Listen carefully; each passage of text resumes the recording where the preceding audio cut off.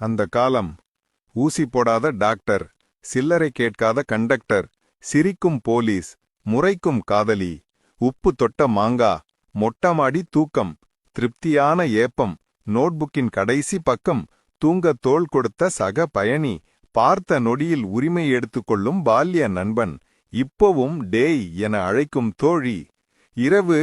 2 மணிக்கு கதவை திறந்துவிடும் அம்மா, கோபம் மறந்த அப்பா, சட்டையை ஆட்டை போடும் தம்பி, அக்கறை காட்டும் அண்ணன், அதட்டும் அக்கா, மாட்டிவிடாத தங்கை, சமையல் பழகும் மனைவி, சேலைக்கு ஃப்ளீட்ஸ் எடுத்து விடும் கணவன், வழிவிடும் ஆட்டோக்காரர், ஹை பீம் போடாத லாரி ஓட்டுனர், அரை மூடி தேங்கா, 12 மணி குல்ஃபி, சண்டே சாலை, மரத்தடி அரட்டை, தூங்க விடாத கொரட்டை, புது நோட்டு வாசம், மார்கழி மாசம், ஜன்னல் இருக்கை, கோவில் தெப்பக்குளம், எக்ஸிபிஷன் அப்பழம், முறைப்பெண்ணின் சீராட்டு, எதிரியின் பாராட்டு, தோசக்கல் சத்தம், எதிர்பாராத முத்தம், பிஞ்சு பாதம், எளிதில் மணப்பெண் கிடைத்தால் வெஸ்ட் இண்டீஸை வெல்லவே முடியாது, சந்தைக்கு போக 10 ரூபாய் போதும், மிதிவண்டி வைத்திருந்தோம், எம்ஜிஆர் கலைஞர் உயிரோடு இருந்தார்கள், ரஜினி கமல் படம் ரிலீஸ், கபில் தேவின் கிரிக்கெட், குமுதம் விகடன் நேர்மையான இருந்தது, வானொலி நாடகங்களை ரசித்து கேட்டோம், எல்லோரும் அரசு பள்ளிகளில் படித்தோம், சாலையில் எப்போதாவது வண்டி வரும், தமிழாசிரியர்கள் தன்னிகரற்று விளங்கினர், மயிலிறகுகள் குட்டி போட்டன புத்தகத்தில், 3ஆம் வகுப்பிலிருந்து மட்டுமே ஆங்கிலம், 5ஆம் வகுப்பு வரை அரைக்கால் டவுசர், பேருந்து புல் கொண்டு வந்து மாலை முரசு விற்பார்கள், எந்த நிறுத்தத்தில் ஏறினாலும் உட்காரம் இடம் கிடைக்கும் பேருந்தில்,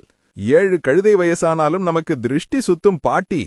பாட்டியிடம் பம்மும் தாத்தா, எல்லா வீடுகளிலும் ரேடியோவிலும் கேசட்டிலும் பாடல் கேட்பது சுகமானது. வீடுகளின் முன் பெண்கள் காலையில் கோலமிட்டார்கள், மாலை பொழுதுகளில் வீட்டின் முன் அரட்டை அடிப்பார்கள், சினிமாவுக்கு செல்ல 2 நாளைக்கு முன்பே திட்டமிடுவோம், ஆடி 18 தீபாவளி பண்டிகையை கொண்டாட 1 மாதத்துக்கு முன்பே திட்டமிடுவோம், பருவ பெண்கள் பாவாடை தாவணி உடுத்தினர், சுவாசிக்க காற்று இருந்தது, கொடி தண்ணீரை யாரும் விலைக்கு வாங்கவில்லை, தெருவில் சிறுமிகள் பல்லாங்கொள்ளி ஆடுவார்கள், அவர்களை கலாய்த்து கொண்டே நாங்கள் நுங்கு வண்டி ஓட்டுவோம். இதை கூறும் நான், படிக்கும் நீங்கள், இன்னும் நிறைய இருக்கு இந்த உலகத்துல ரசிக்க. கடந்து தொலைந்து போனவை நம் நாட்கள் மட்டுமல்ல, நம் சுகங்களும் தான். அனுபவித்தவர்கள் யார் யார்? மனசுக்குள்ள ஒரு நமட்டு சிரிப்பு வருமே, உண்மையா இல்லையா?